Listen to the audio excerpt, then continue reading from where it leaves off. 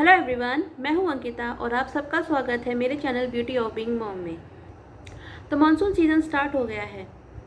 तो rainy season तपती गर्मी से तो राहत दिलाता है, पर अपने साथ बहुत सारी प्रॉब्लम्स भी लेकर आता है। छतरियों से टपकता पानी, दीवारों में सीलन, घर में सूखते हुए कपड़े और बाहर से आए हुए जूते चप्पलों में चिपका हुआ गंद, इन सब में जर्म्स छुपे होते हैं।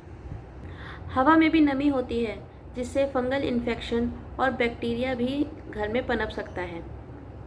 तो इस समय में हमारे नवजात शिशु का बीमार होने का सबसे ज़्यादा खतरा होता है। तो आज की वीडियो में मैं कुछ टिप्स शेयर करूंगी, जिससे हम हमारे बच्चों के लिए ये रेनी सीज़न बिल्कुल कंफर्टेबल बना सकते हैं। तो पहला पॉइंट है कि हमें हमारे बच्चों को क्लीन रखना है। बच्चों को डेली नहलाना है। जिस दिन हम बच्चों को नहीं नहला पा रहे हैं, मौसम थोड़ा ठंडा होता है, उस दिन हम बच्चों को स्पॉन्ज करेंगे, पर बच्चों को डेली क्लीन करके उनके डेली कपड़े चेंज करने हैं। इवन कपड़े दिन में 2 बार चेंज करना है, एक बार मॉर्निंग में और एक बार जब रात को आप बच्चों को सुलाएंगे उससे पहले भी हमें बच्चों को प्रॉपर से क्लीन करके उनके कपड़े वपड़े चेंज करके ही बच्चों को सुलाना है। तो बच्चों को नहलाने के लिए हमें गुनगुने पानी का इस्तेमाल करना है।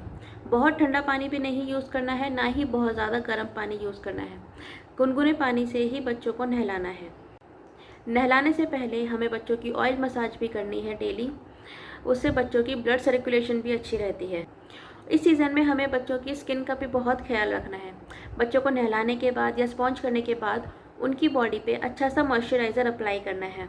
तो बच्चों की बॉडी में जितने भी फोल्ड्स और क्रीज होते हैं, जैसे ये कान के पीछे का एरिया हो गया, कई बच्चे मोटे होते हैं तो उनके ऐसे गर्दन में भी ऐसे बल रहते हैं, ये एल्बो के पास वाला एरिया हो गया, नीज़ का हो गया और थाइज़ एरिया हो गया, इन सब का भी बहुत ख्याल रखना है। टाइम टू टाइम इनको क्लीन करना है और मॉइस्चराइज़र अप्लाई करना है। सेकेंड पॉइंट है प्रॉपर क्लोथिंग। तो हमें बच्चों को लाइट कपड़े ही पहनाने हैं। जो कॉटन के कपड़े होते हैं वही पहनाने हैं।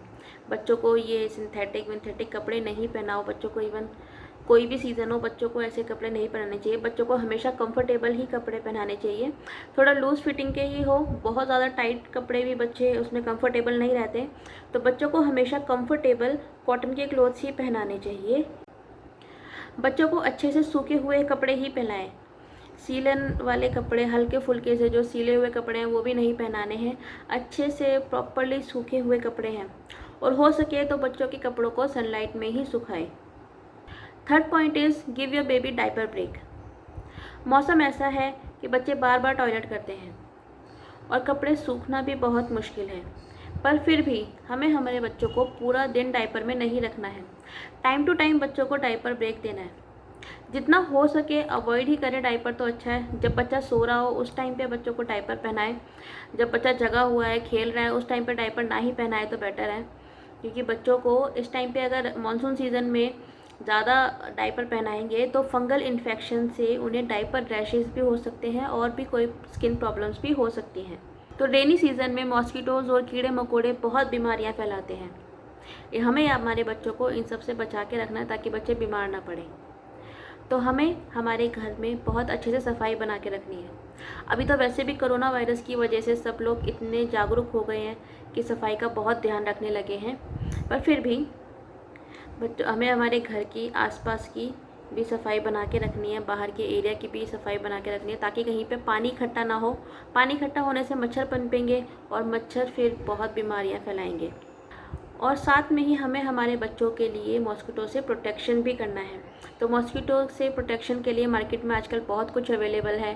फैब्रिक रोल-ऑन्स अवेलेबल हैं और ऑइंटमेंट अवेलेबल है, जिसको बच्चों की स्किन पे लगा सकते हैं, हाथ पे, पैरों पे, और साथ साथ मॉस्किटो पैचेस भी अवेलेबल हैं। अपने बच्चे के लिए ममा अर्थ के मॉस्किटोज़ रिपेलेंट प्रोडक्ट्स यूज़ करती हूँ, जिसमें फैब्रिक रोल ऑन है, क्रीम भी है जो हम बच्चों के अप्लाई कर सकते हैं, और मॉस्किटो पैचेस भी हैं। ये स्पेशली बच्चों के लिए ही बने होते हैं और बिल्कुल सेफ़ होते हैं वो बच्चों के लिए। कॉइल्स वगैरह होते हैं, ये बच्चों के लिए बहुत हार्मफुल होते हैं, उससे बच्चों को ब्रीदिंग प्रॉब्लम भी हो सकती है।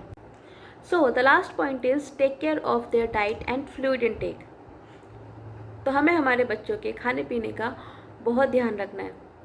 सबसे पहले तो हमें यही ध्यान रखना है कि बच्चा सिर्फ हेल्दी चीज़ें ही खाए, तला हुआ बाहर का तो बिल्कुल भी ना खाए। अभी तो वैसे ही कोरोना वायरस की वजह से हम लोग इतने अवेयर हैं कि हम बच्चों को नहीं बाहर का खिला रहे हैं, पर फिर भी कुछ चीज़ें ऐसी होती है, चिप्स हो गए, चॉकलेट्स हो गई है, फिर भी हम बच्चों को दे देते हैं। कुछ भी बाहर का हमें बच्चों को नहीं खिलाइए, पैकेज फूड ये सब नहीं खिलाना है। घर का बना हुआ फ्रेश खाना ही खिलाएं बच्चों को। बच्चों की डाइट में वेजिटेबल्स इंक्लूड करें, सीजनल वेजिटेबल्स इंक्लूड करें और सीजनल फ्रूट्स भी इंक्लूड करें। बच्चे अगर फ्रूट नहीं खाते हैं तो बच्चों को जूस ऑफ़र करें। बच्चों को फ्लूइड का भी बहुत ध्यान रखना है कि बच्चा बार बार पानी पीता रहे और बच्चों को हमेशा उबला हुआ ही पानी दें, उबाल के ही पानी दें। बच्चों को फ्रेश फ्रूट जूस दें, लाइम वाटर दें या फिर कोकोनट वाटर भी हम बच्चों को दे सकते हैं। और अगर आपका बच्चा अभी ब्रेस्ट फीड पर ही है तो जो ब्रेस्ट फीडिंग मदर्स है वो अपने खाने पीने का और हाइजीन का बहुत ध्यान रखें। आशा करती हूँ मैं ये सब पॉइंट्स अच्छे से एक्सप्लेन कर पाई हूँ। तो अगर आपको मेरी ये वीडियो अच्छी लगी हो तो मेरी वीडियो को लाइक करें, चैनल को सब्सक्राइब करें और बेल बटन को भी हिट करें ताकि आगे मैं कोई भी इन्फॉर्मेटिव वीडियोस लाऊँ तो उसकी नोटिफिकेशंस आपको सबसे पहले मिल जाएं। Thank you for watching.